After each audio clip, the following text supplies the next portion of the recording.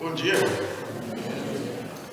bem-vindos e bem-vindas a este lugar de celebração em que o Senhor Jesus nos reúne e nos traz a sua presença. Eu gostaria de iniciar essa celebração com as palavras do salmista, no Salmo 130, em que ele diz: das profundezas clamo a ti, Senhor, escuta, Senhor, a minha voz, estejam alertas os teus ouvidos as minhas súplicas.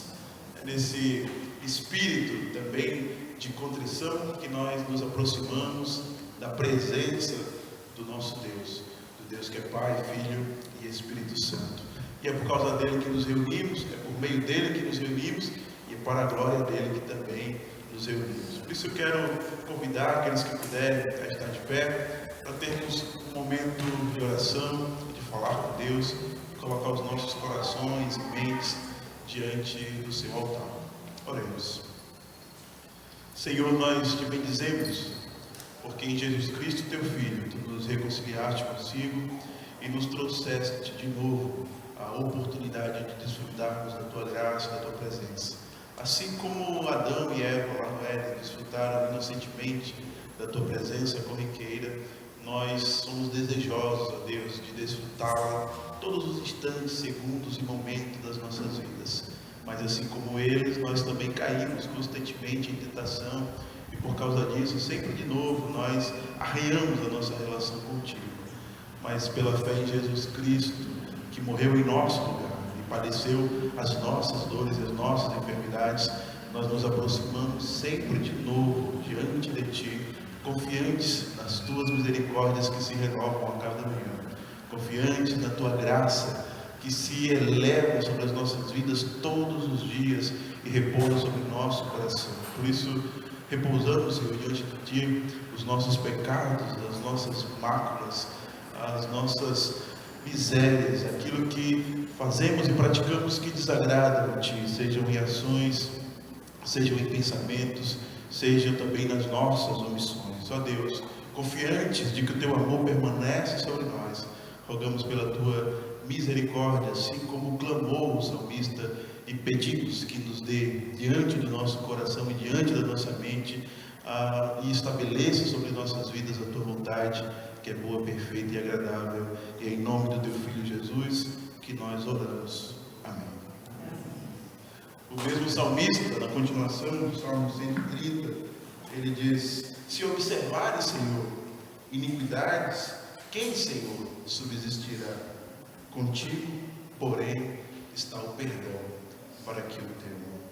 E é sabendo disso, de que com esse Deus está o perdão, nós recebemos hoje e constantemente, com fé e confiança, sempre que arrependidos, confessamos os nossos pecados, o perdão dos nossos pecados e o perdão das nossas ofensas, e podemos estar com o coração livre e tranquilo na presença do nosso Deus que nos ama e nos quer bem, para louvarmos e agradecermos constantemente. A comunidade pode se assentar. Nós queremos aproveitar esse momento de reconciliação e de gratidão a Deus por tudo que Ele tem feito, para louvarmos e celebrarmos o seu nome. Por isso, cantemos juntos.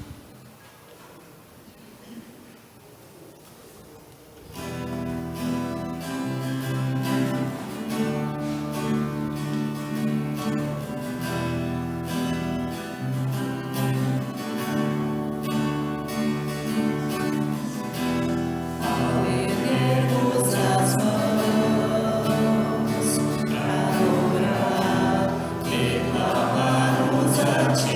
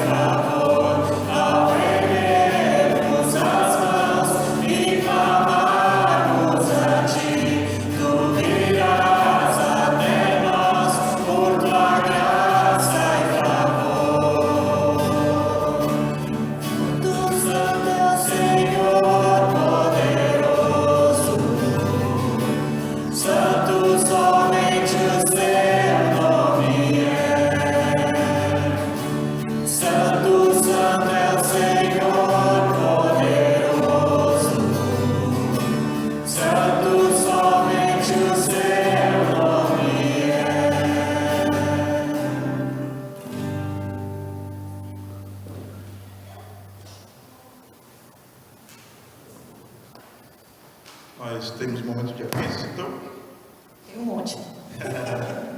Vou até sentar aqui. Bom, como todos sabem, né, nós estamos em plena campanha para trocar o nosso telhado, isso não é novidade para ninguém. Mas assim, nós gostaríamos de novo colocar para vocês que nós temos a nossa ação entre amigos. São 5 prêmios, no valor de R$5 o número. Ainda temos números para vender. E estão com a Adriana, se não me engano, até o fim do mês. Pra, né, no caso, quem tem ainda sobrando, devolver para ela. Também nós, para essa campanha, nós temos envelopes vermelhos, né? Quem quiser fazer uma contribuição por ali também pode ser feito. E também tem Pix, né? Quem quiser, fala com os tesoureiros, tem Pix para fazer uma doação mais gordinha, talvez, né? Então, tem o Pix. Temos as nossas células todas as terças e quartas-feiras. Nas quartas também nós temos o grupo de senhoras da Oase.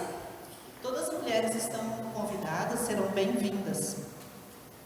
E hoje, especialmente, nós temos um bazar de Páscoa que está lá no salão, que foram realizados pelas senhoras, tá? Após o culto, façam uma visita lá. E comprem, é claro. A oferta da semana passada deu R$140, com a presença de 31 pessoas. Tá? E a coleta de hoje é destinada ao Fundo para Trabalho com Música e Literatura. Então, depois, com a música, e na próxima, nós podemos recolher as ofertas. Nós temos visitantes, creio que não, todos da casa. Agora, aniversariantes tem bastante essa semana, né? Nós tivemos ainda o Enichu, dia 21, dia 22 tivemos o Gerson, dia 23 tivemos a Luciane Mauer, Lotice, e dia 25 tivemos o Bernardo. Então, o nosso presidente vai felicitá-los, dando um presentinho a cada um que está presente, e desejo muitas bênçãos a todos vocês, tá? Próximo culto, então, é dia 2 de abril, será realizado pela pastora Isabel Torres, tá? Todos estão convidados. É isso.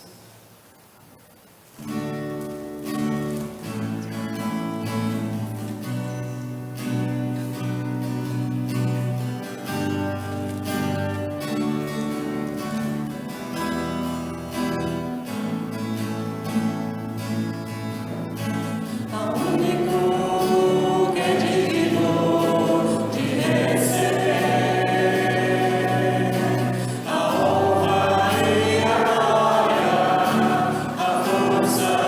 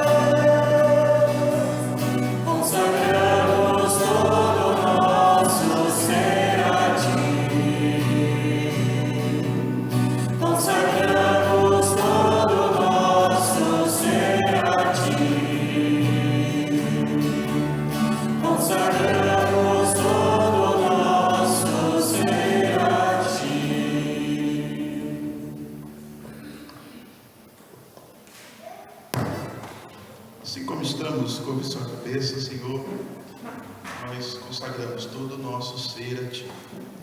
E no nome dos aniversariantes, consagramos as nossas vidas, louvando, Senhor, a bênção sobre cada um deles e a bênção sobre todos os ofertantes e todos aqueles que, em gratidão por Teu sustento e provisão, também abençoa a Tua casa. Abre os nossos corações e mentes para a Tua palavra, para o que queres nos ensinar nesta manhã.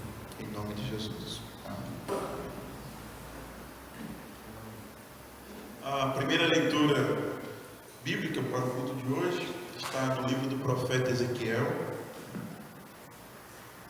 capítulo de número 37, e os versículos de 1 a 14.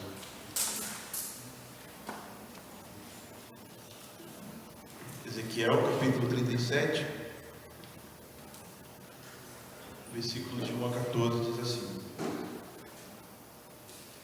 Veio sobre mim a mão do Senhor, Ele me levou pelo Espírito do Senhor e me deixou no meio de um vale que estava cheio de ossos, e me fez andar ao redor deles.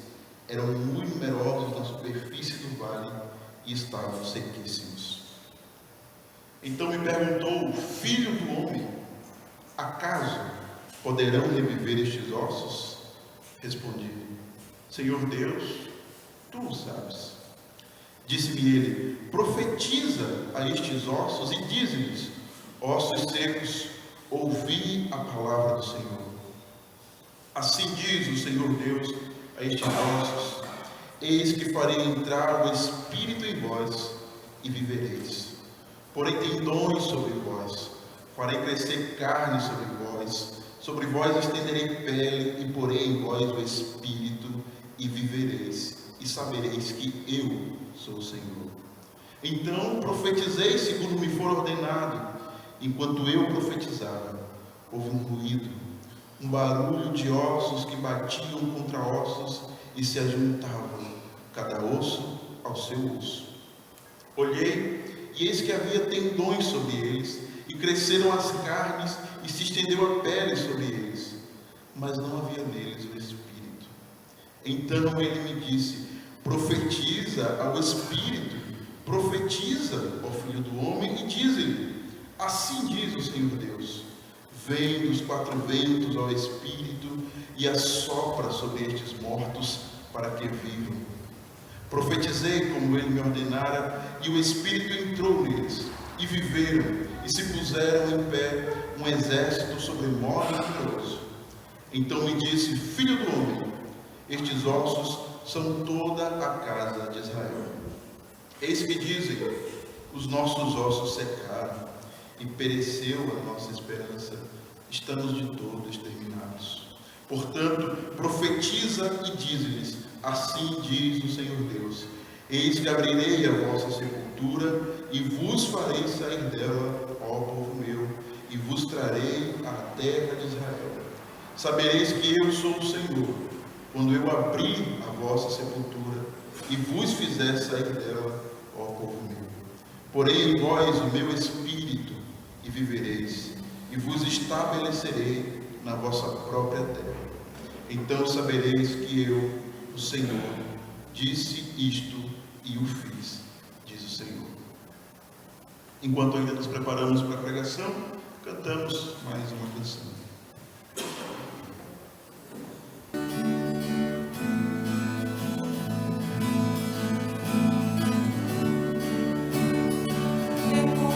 Chuva que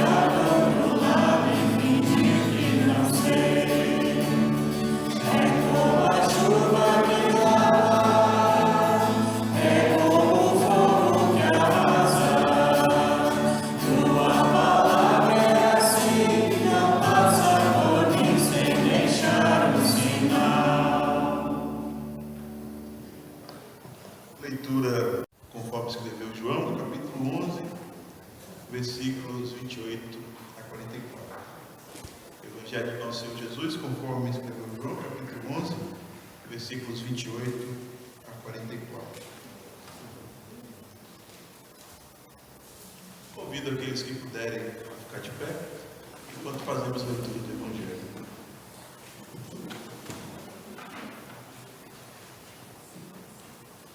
Ô Joab, tem escolinha. Podemos chamar então agora as crianças do culto infantil, escolinha, instrutores.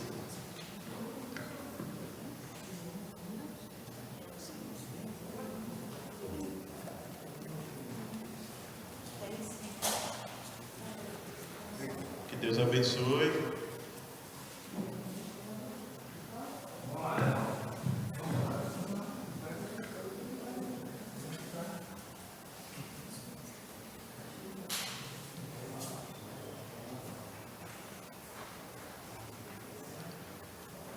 Leiamos o Evangelho.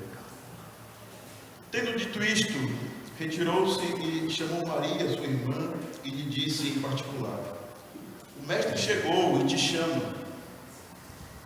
Ela, ouvindo isto, levantou-se e depressa foi ter com ele, pois Jesus ainda não tinha entrado na aldeia, mas permanecia onde Marta se avistara com ele. Os judeus que estavam com Maria em casa e a consolavam, vendo-a levantar-se depressa e sair, seguiram-na, supondo que ela ia ao túmulo para chorar. Quando Maria chegou ao lugar onde estava Jesus, ao vê-lo, lançou-se aos pés do Senhor: Se estiveras aqui, meu irmão não teria morrido. Jesus, vendo-a chorar, e bem assim os judeus que a acompanhavam, agitou-se no espírito e comoveu-se, e perguntou: Onde o sepultastes? Ele lhes respondeu: Senhor, vem e vê. Jesus chorou. Então disseram os judeus: Vede quanto o amava. Mas alguns objetaram: Não podia ele, que abriu os olhos ao céu, fazer que este não morresse? Jesus, agitando-se novamente em si mesmo, encaminhou-se para o túmulo. Era este uma gruta cuja entrada tinha posto uma pedra. Então ordenou Jesus: Tirai a pedra. Disse-lhe Maria, irmã do morto: Senhor, já cheira mal, porque já é de 4 dias. Respondeu-lhe Jesus: Não te disse eu, que se creres, verás a glória de Deus? Tiraram então a pedra, e Jesus, levantando seus olhos para o céu, disse: Pai, graças te dou, porque me ouviste. Aliás, eu sabia que sempre me ouves, mas assim falei por causa da multidão presente, para que creiam que tu me enviaste. E tendo dito isto, clamou em alta voz: Lázaro, vem para fora. Saiu aquele que estivera morto, tendo os pés e as mãos ligados com ataduras e o rosto envolto num lenço. Então lhes ordenou Jesus: Desatai-o e deixai-o ir. Somente até aqui, palavra do Senhor. A comunidade pode se assentar. Os textos bíblicos que acabamos de ler, tanto do profeta Ezequiel como do Evangelho de João, falam sobre duas realidades, ou melhor, sobre uma realidade bastante presente, ou natural, corriqueira das nossas vidas, que é a morte. A morte faz parte do processo natural da vida biológica. Na vida biológica é natural que as coisas nasçam, cresçam, envelheçam e morram. Mas o que não é necessariamente natural no processo da morte é justamente a morte que não passa por esse ciclo, ou seja, a vida que não passa por esse ciclo de nascer, crescer, envelhecer e então morrer. Porque no ciclo da vida, ou no modo como nos organizamos como sociedade, ou no modo como outras vidas biológicas se defrontam com as nossas vidas e entram em conflito, há uma enormidade de situações que fazem com que este ciclo, aparentemente natural, seja interrompido e as mortes ocorram para além desse cenário ideal de nascer, crescer, envelhecer e então, só então, vir a morrer. Se a gente olha para a Escritura, mesmo essa morte natural já é antinatural, porque ela entra no mundo por intromissão do pecado. Mas pior do que isso, ainda mais, porque nesse processo de morte natural, ainda pelo menos há a ideia de finitude que nos é necessária para compreendermos a diferença abissal entre nós e Deus. Existe um tipo de morte que foge desse processo e que justamente é causada por uma infinidade de coisas e traz consigo também uma infinidade de dores. E são duas situações semelhantes, digamos assim, a narrada no Evangelho e a narrada na visão do profeta Ezequiel. Claro que na visão do profeta Ezequiel, muito mais como metáfora, mas uma metáfora muito real, muito vívida, de alguém que de fato vivenciou o exílio de um povo, e daí um dos processos que não é natural, a invasão de uma nação pela outra, que leva o seu povo cativo, tira o seu povo cativo à força da sua terra, e nesse processo, claro, milhares ou centenas ou milhares de pessoas morrem pelo caminho, e mesmo as que sobrevivem vão viver em situações degradantes, que se não são uma morte imediata, de algum jeito vão causar algum tipo de morte. E essa tem sido a história da humanidade, de certa forma.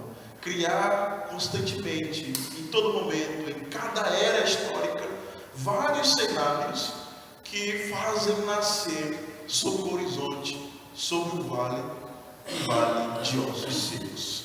A humanidade evoluiu de tantos aspectos e progrediu de tantas formas, com o conhecimento, com a filosofia, com a tecnologia, com a medicina, mas ao mesmo modo de Ezequiel, nós que temos os olhos bem abertos, nós que tivemos a visão espiritual curada, como a visão do cego do culto da semana passada, enxergamos constantemente vários vales de ossos secos causados por uma infinidade de coisas.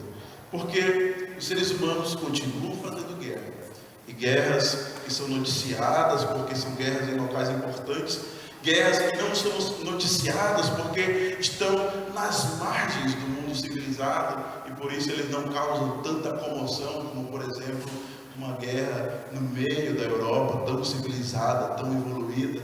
Mas guerras têm acontecido o tempo todo, invasão aos países tem acontecido o tempo inteiro. Ditaduras totalitárias surgem o tempo inteiro, causando centenas, milhares de mortes e tirando a dignidade da vida de muita gente.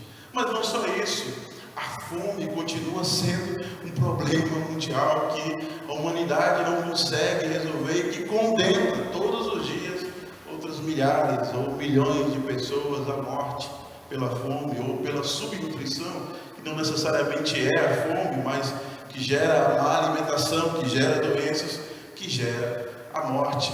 A violência nas ruas, a criminalidade, que é um problema que não se consegue resolver, a corrupção das forças de segurança, que também, no intuito de proteger, acabam também matando e ceifando várias vidas inocentes e fazendo esse vale de ossos secos crescer cada vez mais. A violência dentro dos lares, violência doméstica que mata mulheres todos os dias nesse país, fazendo esse vale de ossos secos crescer cada vez mais.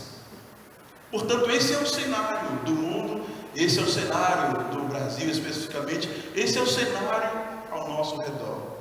E a gente só não consegue enxergar esse vale de ossos secos se de fato o nosso coração estiver muito encerrado, muito endurecido, muito insensível, para não perceber que as dores do mundo vivem num ciclo constante de renovação, de desesperança, de desilusão, de sempre que há um ciclo de prosperidade, volta de novo um ciclo de crise econômica que gera mais outro vale de ossos secos, levando uma infinidade de pessoas. E diante desse cenário, que parece que não se resolve, porque são milênios de história humana, e nós continuamos nesse ciclo, cabe-nos uma pergunta existencial, e principalmente a nós, que temos o legado de uma mensagem de fé e de esperança. Que mensagem é essa? Num mundo que parece sempre continuar criando vales de ossos secos e sempre abrindo novas sepulturas e jogando muita gente nessas valas de sepultura. Claro, tem coisas que fogem do controle humano, como uma pandemia global, como uma nova espécie de vírus que não tem controle, mas de novo é uma força da natureza irrompendo dentro da própria natureza pela atuação humana, exploratória, gananciosa, ambiciosa, que se revolta contra o ser humano, criando outro vale de ossos secos. Parece que não tem escapatória. Esse é o cenário, o horizonte à nossa disposição é esse. E assim o Senhor levou o profeta Ezequiel a não apenas pensar nisso como nós estamos pensando agora, mas a de fato ver com os olhos um grande vale de ossos secos. E claro, essa é uma imagem que para nós é um pouco distante, porque o vale de ossos secos era um cenário comum de uma guerra de dois povos lutando com espadas. Hoje em dia as guerras são mais tecnológicas, mais avançadas, mas imagina um grande batalhão se enfrentando no campo de batalha, espada com espada. De fato, os soldados que se amontoam ali criam um vale de ossos secos, literalmente. E claro, nessa ambiguidade do literal e do metafórico que nós estamos trabalhando aqui, a questão é: o vale está diante de nós e está cheio de ossos, e se apresenta cheio de ossos, como se apresentou ao profeta. E diante dessa visão, dessa oportunidade de enxergar o que de fato estava presente pelo próprio povo de Israel diante do exílio, eu imagino o profeta atônito, desesperançoso, desiludido, angustiado, sem saber o que fazer. E aí o próprio Deus se volta para Ezequiel para que ele tenha um estado de consciência da sua própria fé e do Deus a quem serve. E diante dos ossos secos, o Senhor pergunta: podem estes ossos voltarem a viver? Esta continua sendo a pergunta de Deus para todos esses cenários de morte que eu tentei trazer, e tantos outros que eu não consigo visualizar ou trazer em mente, mas essa continua sendo a pergunta de Deus. Diante desse mundo caótico, desiludido, desesperançoso, que continua criando todos os dias cenários de morte, de dor, de sofrimento, de injustiça, de maldade, a pergunta de Deus continua ressoando sobre os seus profetas: podem estes ossos voltar a viver? E acho que a nossa resposta não pode ser diferente de Ezequiel. Senhor, tu sabes. Eu não sei exatamente o tom da resposta de Ezequiel, se é uma resposta de alguém que de fato tem muita fé e fala assim: não, Senhor, tu sabes que sim. Tu sabes que esses ossos podem reviver. Claro que tu sabes que pode.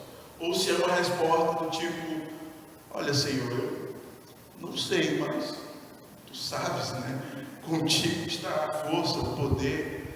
Tu sabes. Eu não sei se a resposta de Ezequiel é uma resposta de alguém muito convicto ou de alguém um pouco desesperançoso. Mas o que mais me alegra na narrativa é que justamente Deus não se importa muito em dialogar com Ezequiel se ele de fato está anunciando aquilo com braveza ou mais como covardia, porque Deus tem algo urgente para fazer. Existe uma causa divina em ação que é urgente, que não dá tempo para perceber se a resposta de Ezequiel é ambígua ou não. E por isso Deus diz: profetiza. Não importa se a sua fé na capacidade desses ossos reviverem está lá em cima ou está lá embaixo. Você é profeta. Sua função é profetizar que estes ossos voltem a viver. Porque quem faz os ossos voltarem a viver não é o profeta e nem a palavra do profeta, mas é o Senhor que manda o profeta falar. Portanto, profetiza, ó filho do homem, sobre estes ossos para que eles voltem a viver, para que esses ossos voltem de fato a anunciar uma vida que antes perdida é restaurada pelo próprio Deus. A intenção do Senhor com este anúncio, com essa palavra, com essa diretriz, é dizer o seguinte: bom, este é o cenário do mundo, E esta é a situação do mundo, de fato, também nos nossos dias. Mas à igreja que foi confiado o ministério da palavra, o ministério profético da palavra, cabe o exercício da profecia, que carrega consigo duas funções: a denúncia e o anúncio. E portanto cabe à igreja ser o órgão terrestre que tenha o discernimento e a capacidade de denunciar os vales de ossos secos, de apontar os vales de ossos secos que muitas vezes a humanidade não quer perceber, não quer dar conta, não quer sensibilizar, mas a palavra de Deus manda que nós profetizamos sobre o vale de ossos secos. E profetizar sobre o vale de ossos secos significa primeiro conseguir identificar os vales que estão à nossa volta, os vales que estão diante dos nossos olhos, diante da nossa visão. E depois de denunciar esses sistemas, depois de denunciar essas situações, cabe-nos anunciar uma palavra que vem direto de Deus, que é uma palavra de vida, ou seja, uma palavra que não diz que a situação do mundo é essa mesmo e pronto e acabou, e é assim que nós temos que viver e aceitar que as situações sejam assim, porque não há nada que possa ser feito. Bom, esse talvez seja o pensamento de quem não serve a Deus, de quem não foi alcançado pela palavra de Deus.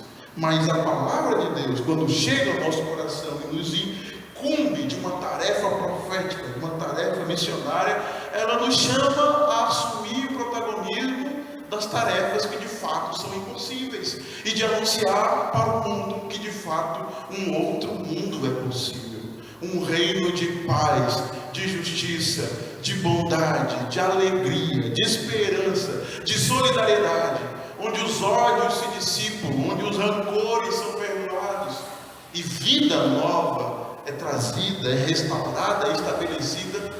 Esse é o nosso anúncio contra toda a desilusão, contra toda a desesperança, contra toda a força de atuação de morte que há no mundo.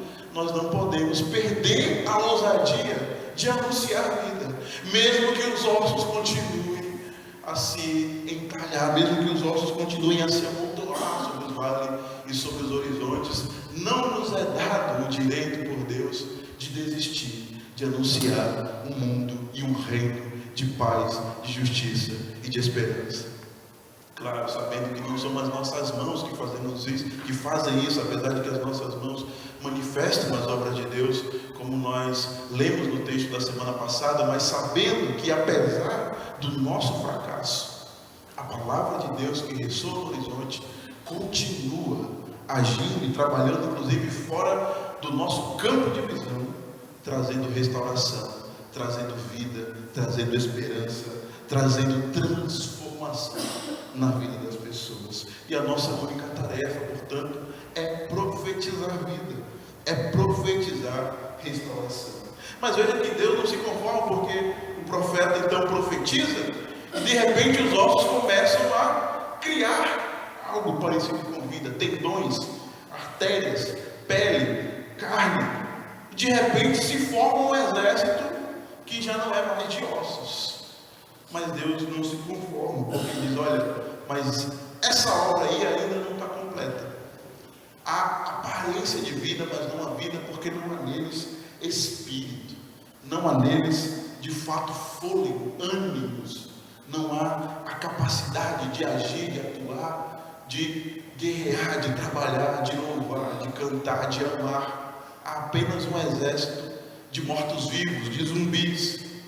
E Deus não se conforma com o trabalho pela metade, com uma vida que tem aparência de vida, que é maquiada pela vida. E aí, cabe-nos também a consciência de perceber, porque talvez esses cenários de morte que eu exemplifiquei são tão visíveis, porque são escancarados, são óbvios, eles aparentam diante de nós.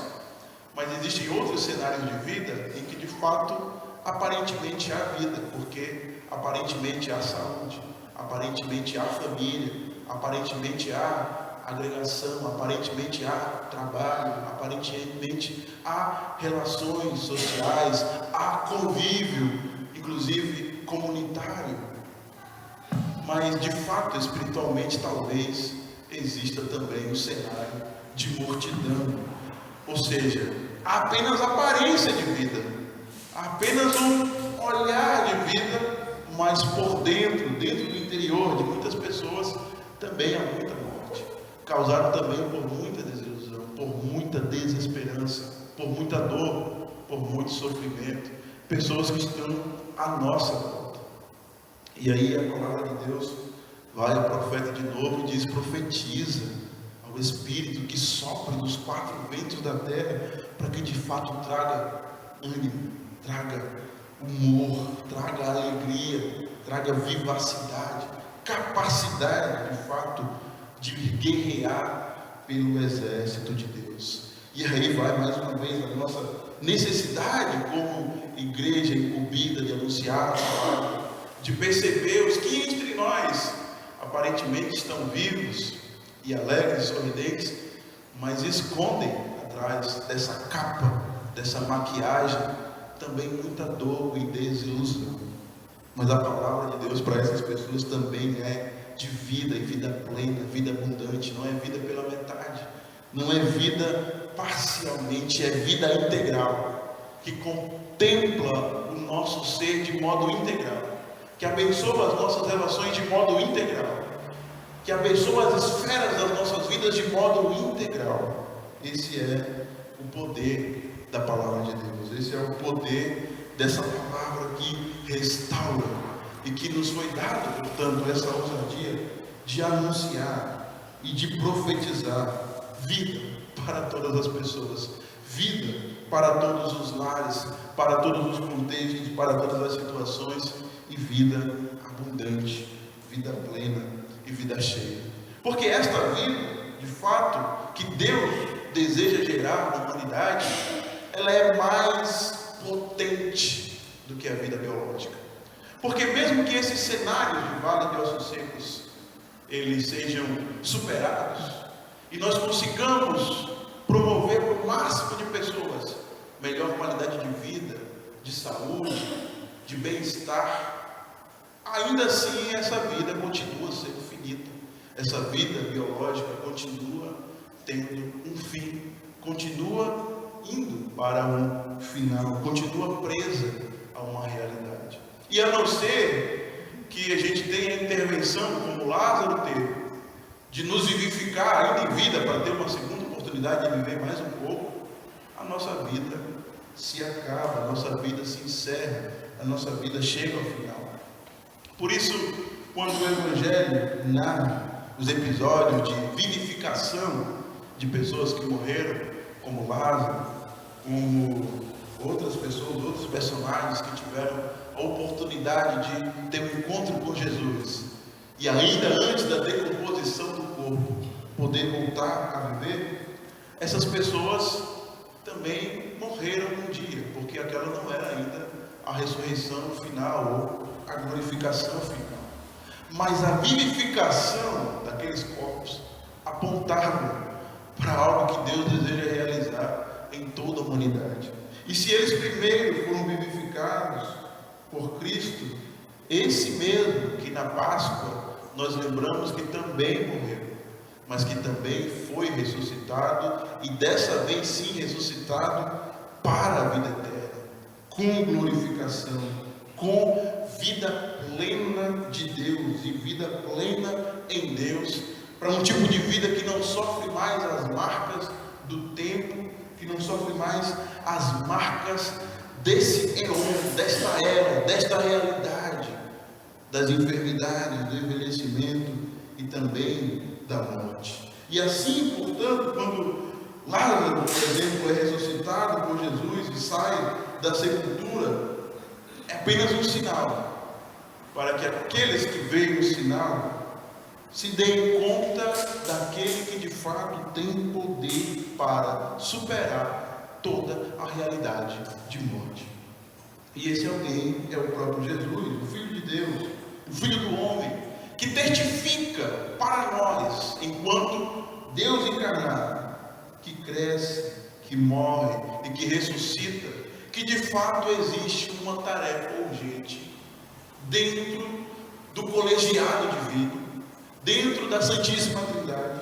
Existe uma tarefa urgente em que Jesus o executa na terra como um sinal às nossas vistas de que a obra plena de Deus a ser realizada na sua criação e que Ele está realizando na sua criação é de fato de uma total restauração, onde todos os poderes da morte um dia se dissipem, se dissolvam, se encerrem e traga à sua criação a plenitude da vida que existe somente em Deus.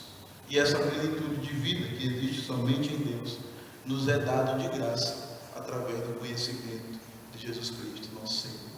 Quando Jesus define o que é vida eterna, lá em João capítulo 17, no versículo 3, ele diz: a vida eterna é esta, conhecer a Ti como o único Deus verdadeiro e a Jesus Cristo a quem enviaste.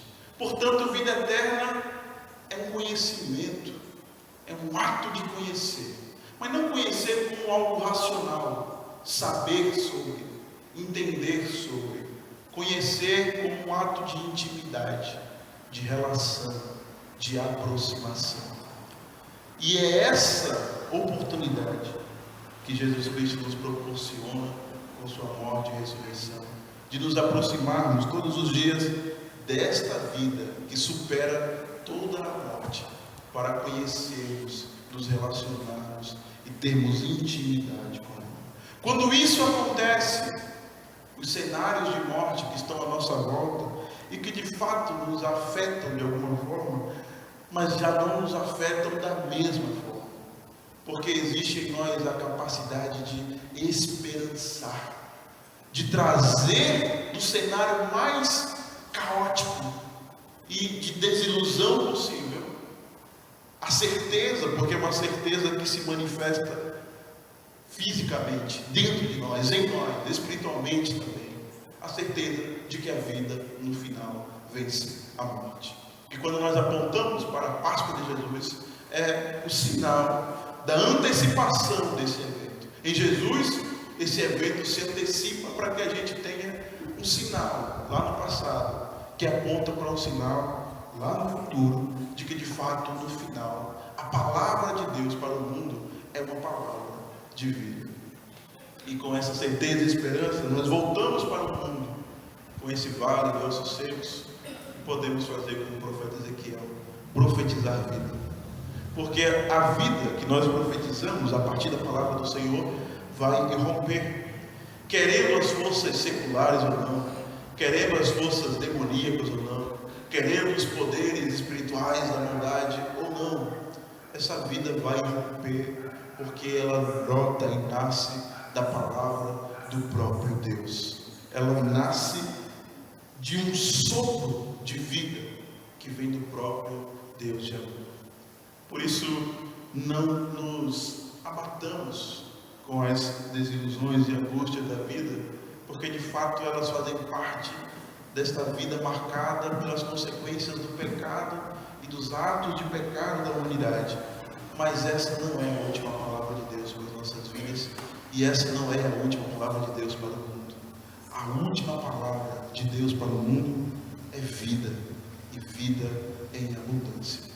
E o Espírito Santo nos chama e nos conclama hoje para nós, a cada dia, tomarmos um pouquinho dessa vida, dessa energia para dentro do nosso viver, da nossa prática, do nosso coração, para que a nossa mente, o nosso coração comece a sentir e desfrutar a cada dia mais e a perceber todos os sinais de vitalidade que existem mesmo nos vales de ossos secos à nossa volta.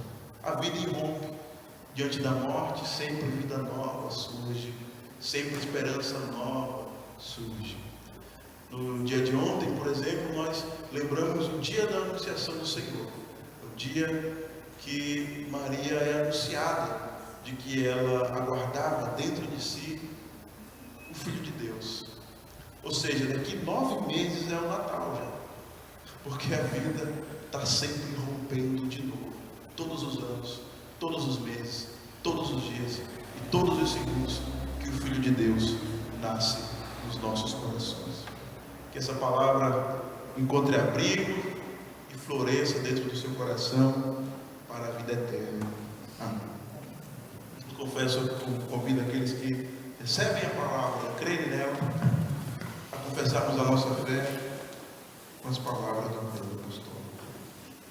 Creio em Deus, Pai Todo-Poderoso, Criador do céu e da terra, e em Jesus Cristo, seu Filho unigênito, nosso Senhor, o qual foi concebido pelo Espírito Santo, nasceu da Virgem Maria, padeceu sob o poder de Pôncio Pilatos, foi crucificado, morto e sepultado, desceu ao mundo dos mortos, ressuscitou no terceiro dia, subiu ao céu e está sentado à direita de Deus Pai Todo-Poderoso, de onde virá para julgar os vivos e os mortos. Creio no Espírito Santo, na Santa Igreja Cristã, a comunhão dos santos, na remissão dos pecados, na ressurreição do corpo e na vida eterna. Amém. A comunidade pode se assentar. Nós vamos cantar Cristo, Tu és meu refúgio.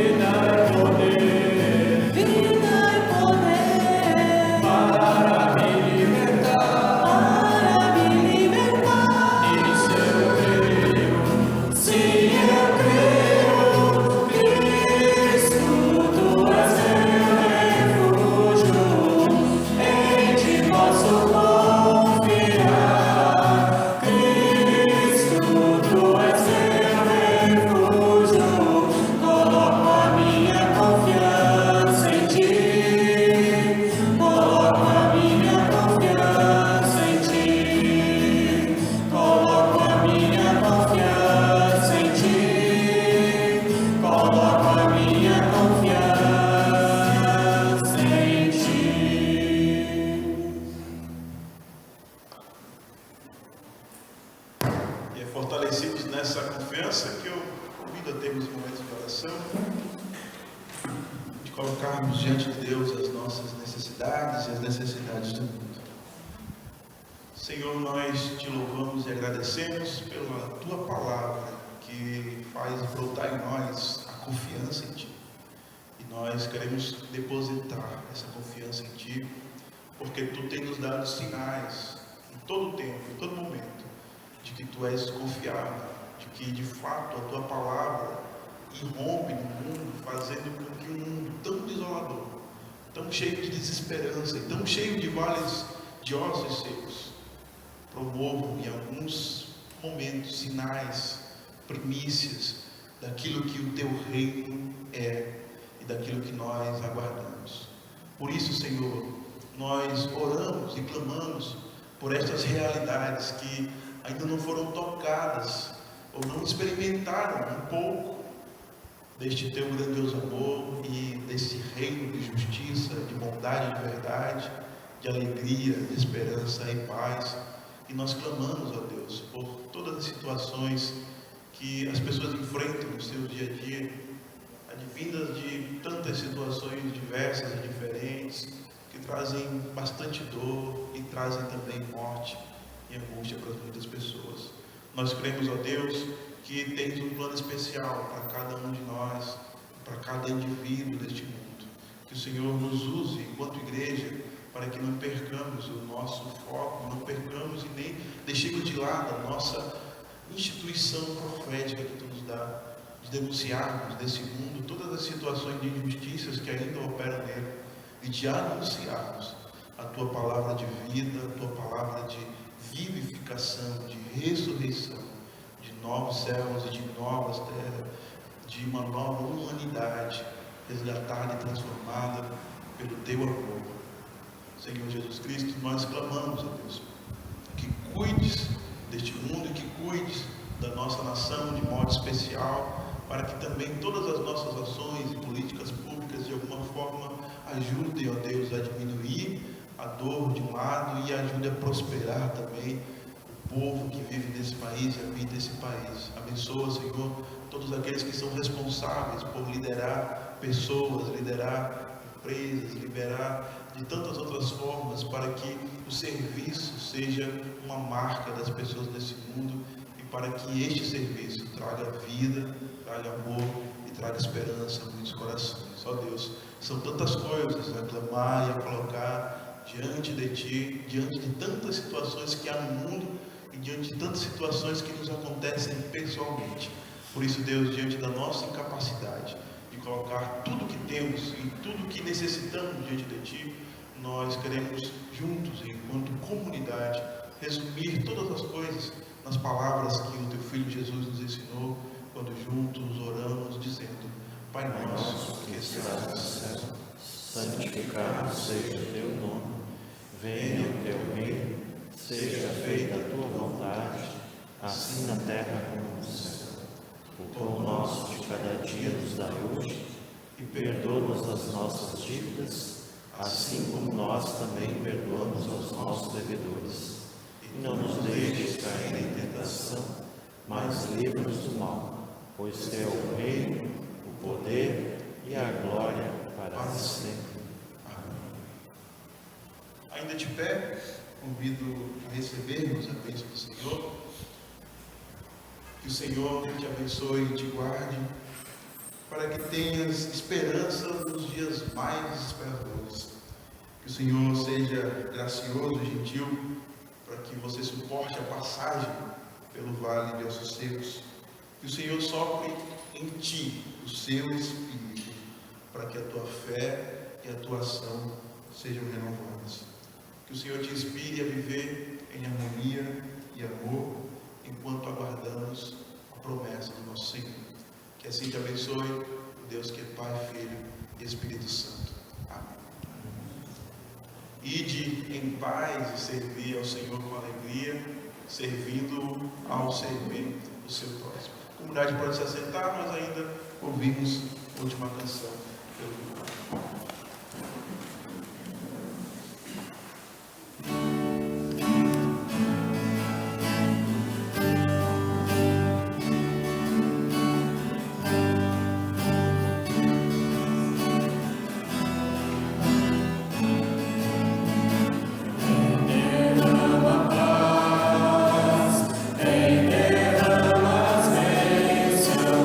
sobre este povo que se chama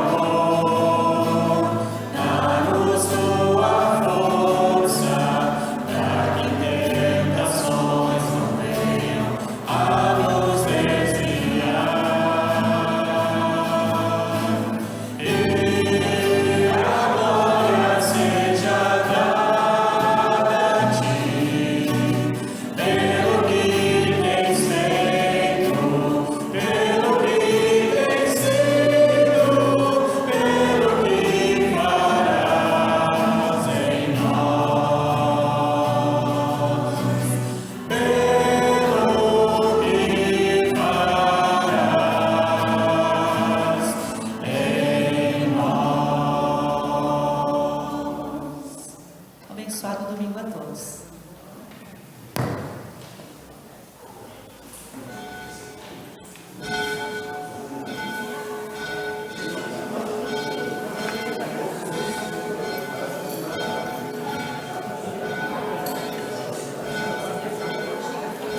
Vamos fazer o que o Ronaldo inventa, né?